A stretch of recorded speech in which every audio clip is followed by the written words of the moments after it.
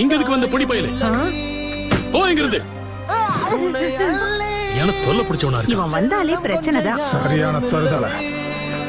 இதோ இத பார்க்க தானே வந்த.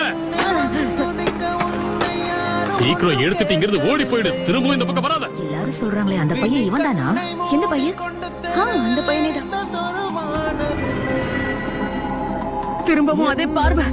எனக்கு ஒண்ணுமே புரியல. இங்க இருக்கிற எல்லாரும், ஏன் நீங்களும் என்னுடைய டீச்சரா இருந்தாலும் எதுக்காக எப்பவுமே என்ன வினோதமாவே பாக்குறீங்க? அறுவருப்பா ஏதோ ஒரு புழுவை பாக்குற மாதிரி பாக்குறீங்க. நானும் மனுஷன் தானே.